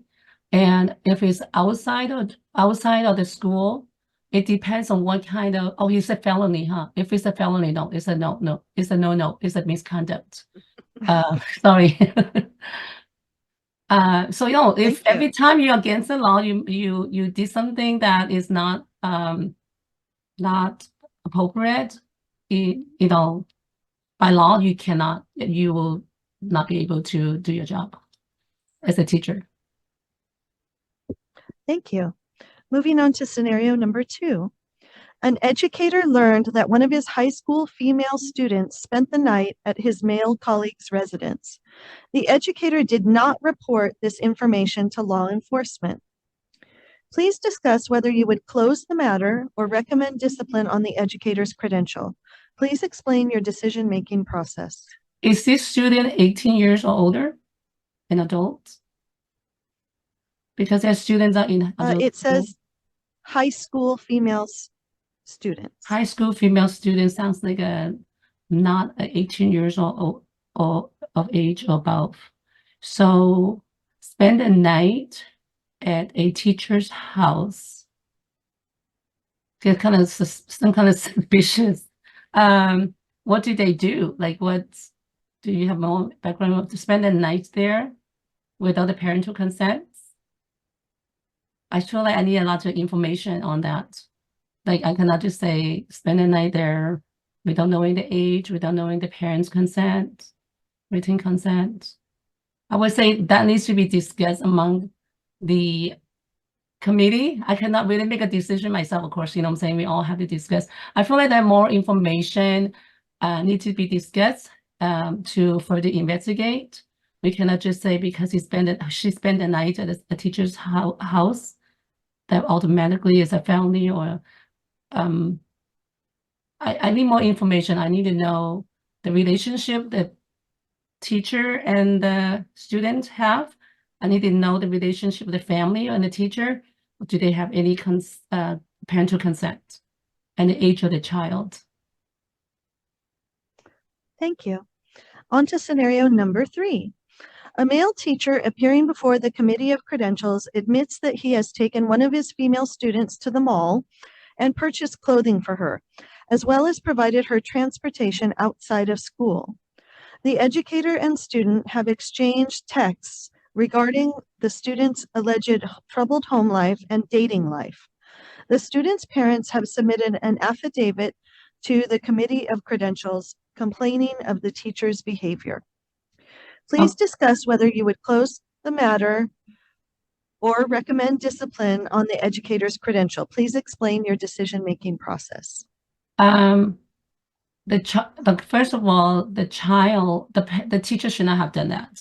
The teacher should not never transport a student, you know, in his own car or her own car. And number 2 is the teacher never had the parents' consent because the parents obviously complain about the teacher. So that's a no-no. And to buy clothing, that's also a suspicious thing too. So I would say, again, I cannot say this to me is not appropriate. And I would say the committee has to determine on that. And again, we need to look at the education code and the law, rather than not this is a felony. I mean, he didn't do anything, I don't know, who knows, you know what I'm saying? But it still is a no-no to me. That's not appropriate, no. Thank you. And now I'm going to hand it off to Commissioner Brown. Good afternoon. I have the last 3 questions for you. Please consider a situation in which most members of the Committee of Credentials feel differently than you do as to the recommendation of discipline. So the deliberations indicate that 5 members oppose your recommendation and only 1 member agrees with you. How would you handle this? You always have a disagreement, whether or not you work in a classroom setting or a school setting or a home setting. Well, because this committee is, like majority vote, right? Majority say, this is how it is. So I guess as an individual in the committee, I will have to go with the majority. But for the person who does not agree with me, I would go to him or her and say, hey, perhaps I do see your point of view, because, there's always, a gray area, and I would say making sure that we work as a team, we respectfully, disagree, when we don't, we cannot come up with a consensus. So it is majority votes by majority. So that's what I would say. Thank you. The next question is, when faced with a difficult case in the committee, Which do you think should be given greater weight? The protection of the teacher or the protection of the school children? Oh, the children always come first. Yes. I would say the children always come first. Thank you. And then the final question is, you're very concerned about a case that you read as a member of the Committee of Credentials because the case involves a close friend of yours. After you read the case, you feel that the facts that were reported to the commission by the district about your friend are false. You feel obligated to inform your friend, and you feel that the committee should close the case and take no discipline on your friend's credentials. What issues should you consider before proceeding? Okay, here's the thing. You cannot, just because you're a friend, you cannot sign your friend. You have to remain confidential, because it's a matter that's, private. You don't want to get involved in that. I would just don't say anything because you just conduct your own business. As a committee member, that's your responsibility, is to do the job, not to side at the district or the school or your friend. No, you cannot do that. You have an obligation to, remain neutral. You have to do the job. Is that what you're saying? They were asking me, would I talk to the teacher friend of mine, or? But no, that's not, no, you cannot do that. You have to do your job, responsibly. Thank you. Well, these are all of our questions. So thank you very much for joining us and to answering our questions. Do you have any questions of us as the commissioners or commission staff? No, I just think it's really cool, very interesting, and that would be so cool if I can see at one of those guests to learn all about it. It's a fun learning experience, and plus, learning and helping, and that would be really cool. Great. Well, thank you for your time, and we're going to deliberate after our final interview today, and then we'll make our recommendation to the larger commission. So thank you for your time, and you'll be hearing from us soon, and I hope you have a very good evening. And again, our apologies for being so late. No, you guys good. Fine. No worries at all. Okay. Thank you so much. It was interesting. Bye-bye, Great Mrs. question. Flesh. Yeah, you have a good night. Right. Thank you, Okay, ladies. All right. Bye. Good night, Mrs. Flesh. Bye-bye. The second candidate for the alternate for the elementary teacher position on the Committee of Credentials is Rachel Foster. So we'll see if we can get her on Zoom.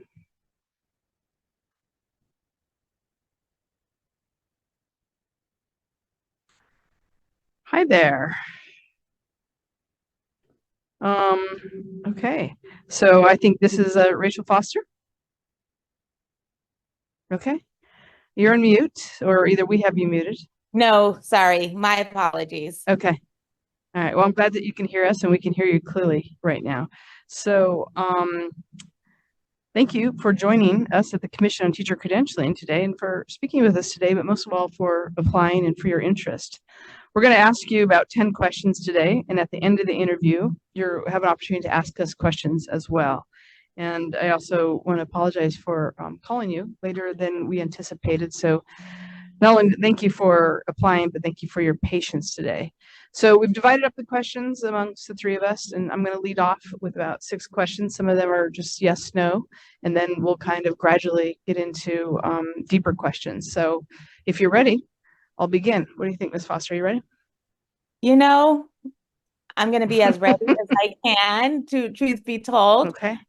To be honest, Okay. I have a great experience today. I don't want to say attacked, but so I apologize if my answers that I normally would respond to aren't the best. I sat here and contemplated if I should just cancel, but I feel like at least I'll go through as much as I can. So. Well, the questions are just a way for us to get to know you. So please just know that you're with friendly people who are just trying to get to know you through these set of questions. So I hope that it can be relaxing, and there's just 3 of us. So engage in a conversation with us, and hopefully this will pass quickly for you. So all right. my first question, All right. Yeah, now my first question is we're gonna ease you right in with these easy questions. Are you currently a full-time certificated classroom teacher in a public elementary school with not less than 5 years of classroom experience? Yes, I am. Okay. I am a public school The committee teacher. of Yes. Okay, thank you. The Committee of Credential meets 3 full days per month and is required to prepare for the meeting by reviewing all cases in advance. The committee reviews educator misconduct cases to determine whether to recommend discipline on the educator's license. Do you believe you can make this time commitment and review the subject matter? Yes, I do.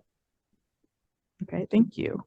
Do you know any current members who are sitting on the Committee of Credentials or the Commission on Teacher Credentialing?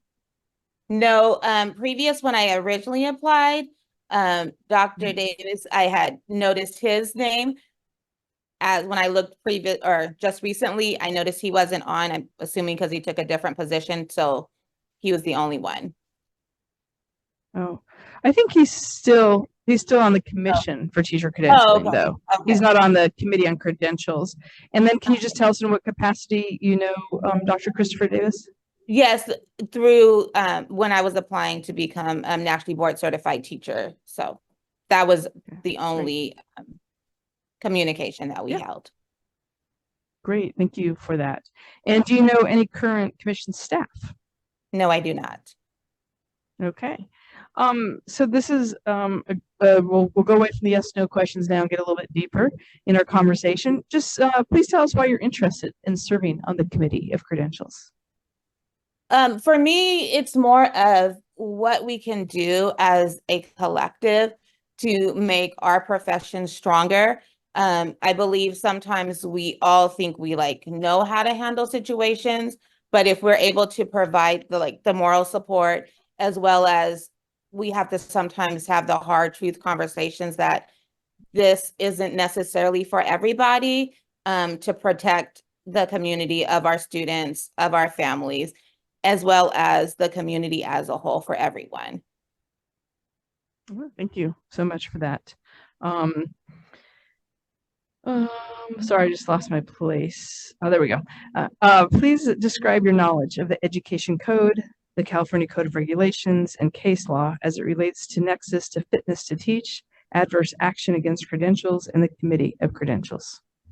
Okay, so in my current role, and we all, I don't want to say we, but most teachers know about 48900.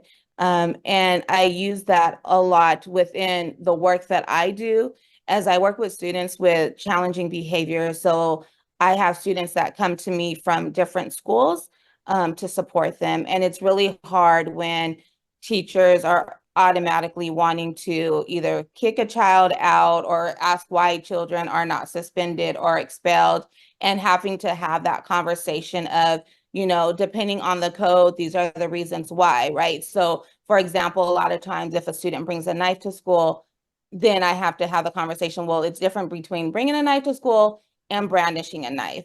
And so having those conversations with teachers is helpful right now with the whole willful defiance. We all know that that has taken a lot of us kind of, it's very difficult of how we can navigate through willful defiance between K through 12, because there's varying degrees of it, while also working with teachers on how we can, rectify, work through restorative justice, but you also still have your ed code, of having the opportunity or the option, to suspend. When we think about the nexus, I believe that was the question, and the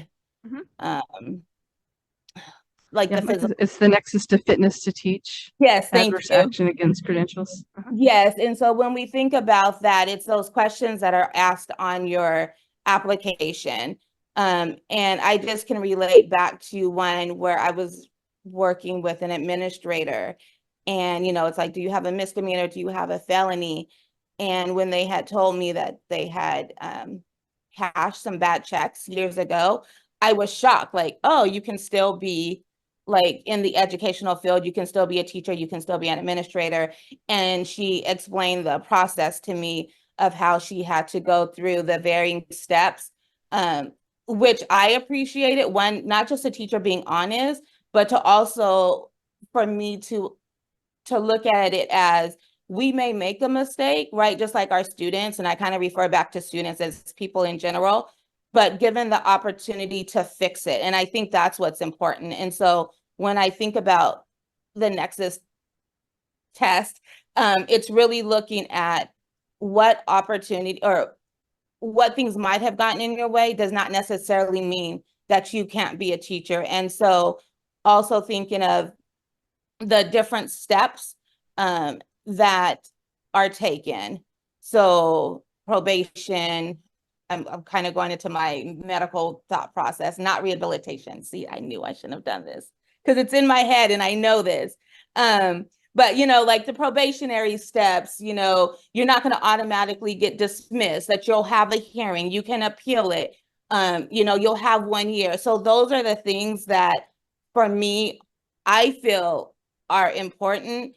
And sometimes I wish that other teachers would know that, you know, you do have due process in certain situations.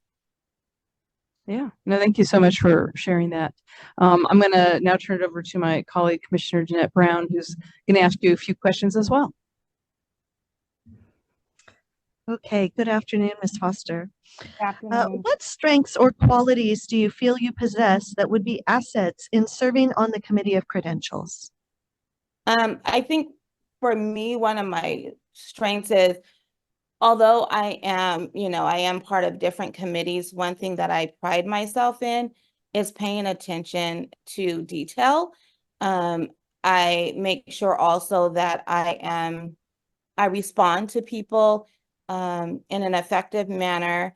I listen. I've been told a lot of times that I listen very well and not necessarily take things as a negative. I try to really find the positive to any situation that I can. I also, one of my positives that people laugh at me about is that I watch school board meetings like across the states. I don't know why, but I feel like the more that I know, then I can support others, as well as just kind of hearing what's going on. It intrigues me to want to do more research. So I like just having knowledge for me is one of my strengths as well. Just the knowledge. Thank you. And what weaknesses or areas of growth may impact your service?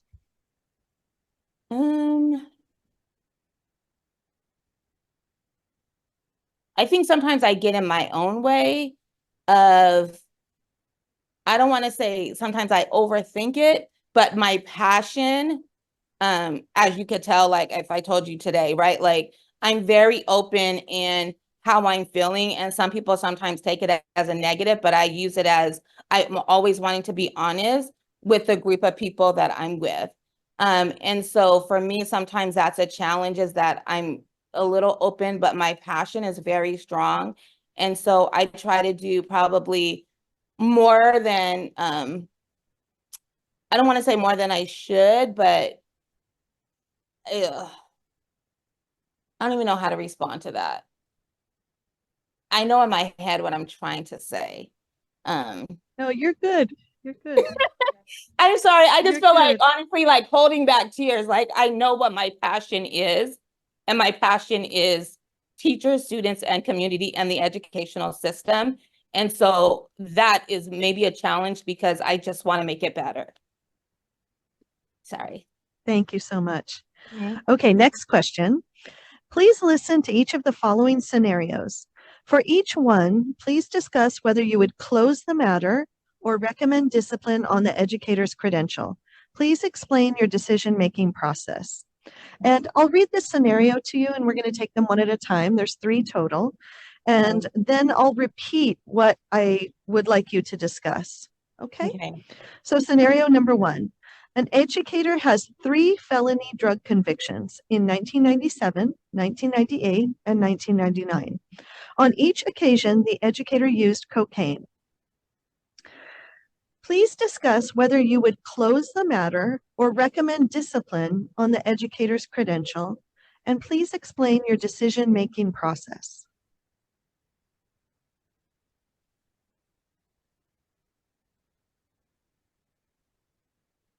I guess so. My first question, before I even make a decision, would be to figure out and understand, as are we speaking of right now in 2023? And has this impacted their job performance? And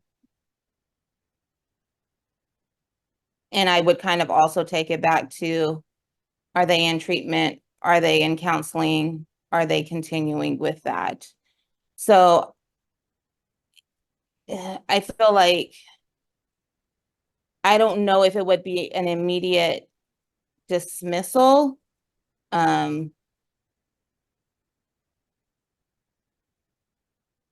I don't know if it would be an immediate dismissal because it is past tense and I don't have enough knowledge into what has happened between the 20 years. Thank you. On to scenario number 2. An educator learned that one of his high school female students spent the night at his male colleague's residence. The educator did not report this information to law enforcement. Please discuss whether you would close the matter or recommend discipline on the educator's credential. Please explain your decision-making process. Oh, I think I misunderstood okay. No, I would immediately, once again, looking at all of the information, looking at the age of the child, but it's still to me a child, I would recommend discipline because in that situation, you do need to report it depending on the age of the child, as well as if that information was brought out, it must have been a concern. So I do believe that there needs to be some type of discipline. I don't know if, as well as law enforcement is also brought into that situation. Thank you. The last scenario is number 3. A male teacher appearing before the Committee of Credentials admits that he has taken one of his female students to the mall and purchased clothing for her, as well as provided her transportation outside of school. The educator and student have exchanged texts regarding the student's alleged troubled home life and dating life.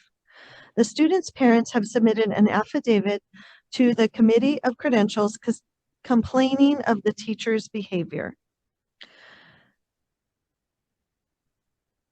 So, again, please discuss whether you would close the matter or recommend discipline on the educator's credential. Please explain your decision-making process.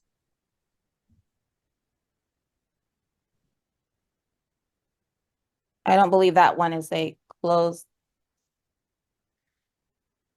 The parents were aware, and either way, I wouldn't, that's not an immediate close the matter. It's not appropriate. Also going back to law of exchanges with the minor. It's not okay. Text messages, not okay. So yes, that's not a close the matter case. Sorry. I'm trying to put all the pieces back together with what was stated, but that would be disciplinary with some serious work there. Thank you so much. I'm going to hand it off to my colleague, Commissioner Brown. Good afternoon, Ms. Foster. Good afternoon. I have the final 3 questions here. Okay. The first one is, please consider a situation in which most members of the Committee of Credentials feels differently than you do as to a recommendation of discipline.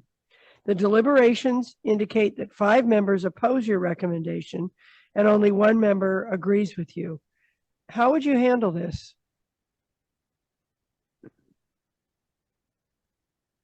I think in that situation, I think as long as we all have an understanding and respect that we may have different thought process, it's really to look at our ed code and know that we do stand on different philosophies, but how can we as a collective make the right decision for the person that's come before us?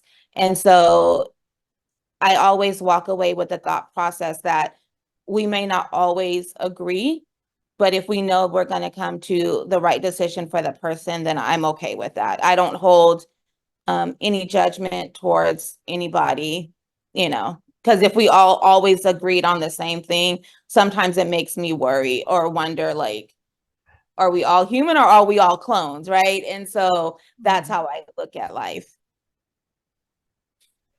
Thank you. The next question is, when faced with a difficult case in the committee, which do you think should be given greater weight? The protection of the teacher or the protection of the school children?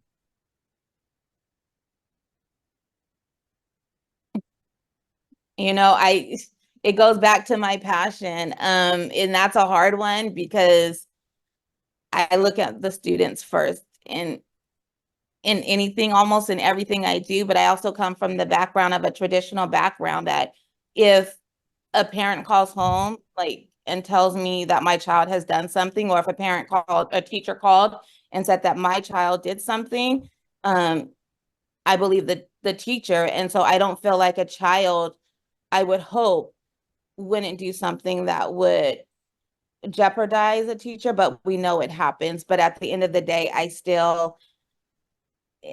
it's a toss-up. Like, I need a whole lot of information, but in my gut right now, it would be the student. Thank you. Here's the last question. You're very concerned about a case that you read as a member of the Committee of Credentials because the case involves a close friend of yours. After you read the case, you feel that the facts reported to the commission by the district about your friend are false. You feel obligated to inform your friend, and you feel that the committee should close the case and take no discipline on your friend's credentials. What issues should you consider before proceeding?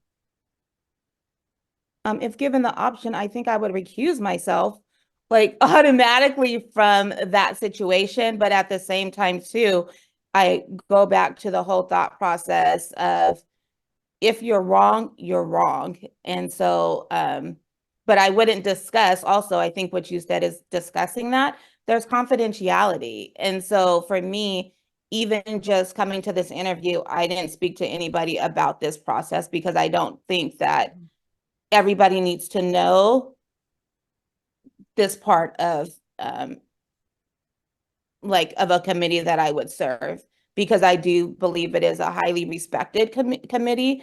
And yeah, so I wouldn't speak to anybody about it. And I know of cases. And so I just, varying cases for varying things, and I don't speak about it because that's not my place. I hold confidentiality very close to my heart, and the safety of students is very close to my heart. Thank you. Well, I hope those are relatively painless, but we are finished with our questions and would like to now give you an opportunity to ask us questions if you have any. And you certainly don't have to have any, but let us know if you have any questions that we can address today before we let you go. I don't think I have any questions. I kind of looked over the policy. I read, different things that you all do and the time commitment. So really, I just want to say thank you for the opportunity. And I thank you all for all that you do for the Teachers on Commission on Teaching, because, to know what you do is, to me, is truly respected. And I appreciate you all looking out for the betterment of the community at all, for all teachers and students, families. So just want to say thank you. Yeah, well, thank you for that. That's very gracious of you. I hope you have a good evening. I hope you take care of yourself. Thank And we will be making a decision shortly, and then we will present our decision to the commission on Friday. So we will make this quick, and so you won't have to wait terribly long. So thank you, and may you have a peaceful and restful evening. All right. Thank you all too. Goodbye. All right. Good night, Ms. Foster.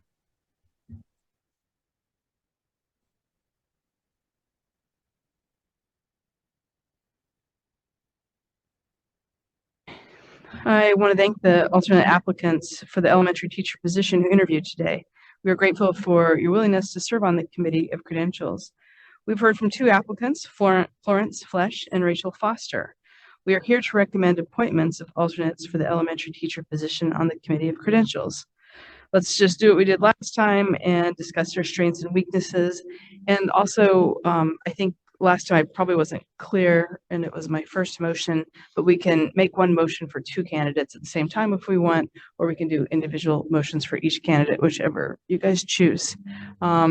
So we'll start in order. We saw Mrs. Flesh first, so we can start talking about her strengths and weaknesses, or just her strengths for now, if we'd like. If anybody wants to kick us off. Okay. I appreciate that Ms. Flesh has over 20 years experience as a classroom teacher.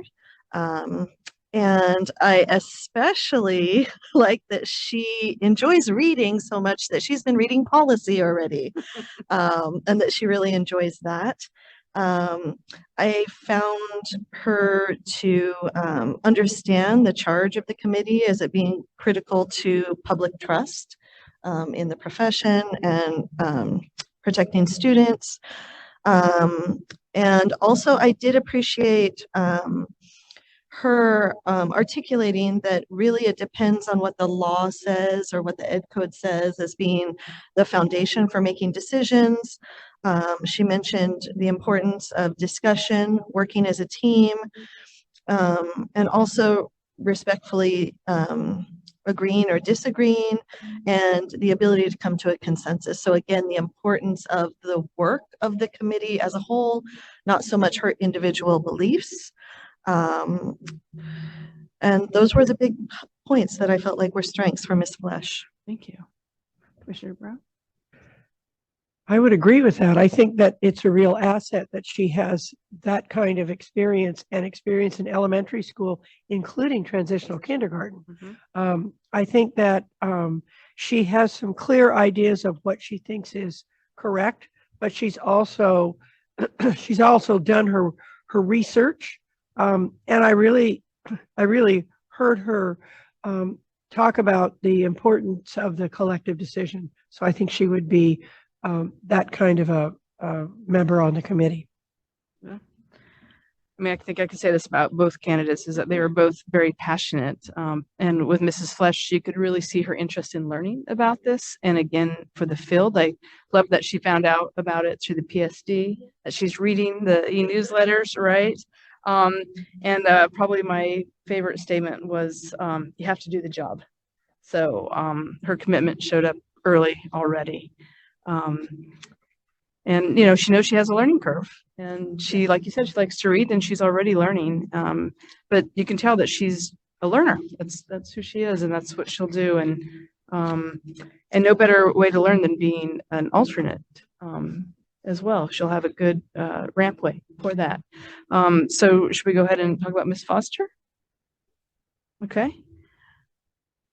Well, I led by saying how they're both super passionate. Yes. And that really came very clear in Ms. Foster. And the other aspect I liked about the way she talked about the committee was, wow, she talked about the profession and talking about as a collective. And I appreciate her assets in terms of wanting to pay attention to detail, being a good listener, but her focus on the collective and the way she described the process on if there was a disagreement, I thought was really strong. And again, can see her really contributing and learning as an alternate, and then really being able to contribute quickly to the committee. I think her point when she said she didn't use the word quirky when she said, I actually like to watch school board meetings. Yeah. I mean, as a former member of school boards, you really get a sense of what goes on, not only for the teachers and the administrators, but the community and the parents. So I really thought that was, again, another perspective that she would add to the Committee of Credentials. And I actually was glad to know that she had applied for national board. Again, that's embedded in being an active teacher and really, you know, continuing your professional growth and development. So yeah, and then she was very clear on that last question about recusing herself, and also keeping confidentiality. I really think she would do that. So Appreciate that. Yeah. Yeah, in addition to all of those wonderful things, multiple times during her answers, she said, what the code says matters. She said that you have to go back to the law. So in multiple answers, she kept grounding her answers in what the law says, what the code says, to inform the decision she would make. And I really appreciate that, because sometimes you know, you may think high in the sky, but really it's about what the code says and what the charge of the committee is. And I think that's important to understand, to make sure that we're following that due process that she mentioned for teachers. And also another fan of reading policy. Yeah. I always love to see that. And watching policy in action at school board. Yes. Yeah.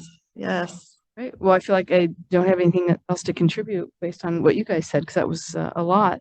So I think we can probably move to making a motion. I would move that we accept both these candidates as elementary teacher alternates. Okay. Do I have a second? Okay. All those in favor say aye. Aye. All those opposed? Okay, the motion carries. The ad hoc committee's recommendations will be presented to the commission at the meeting on Friday, February 9th, 2024. This concludes the business before the ad hoc committee, and we are adjourned. And I want to thank my fellow commissioners, and I want to thank the commission staff for joining us and for your support. Thank you. We are adjourned.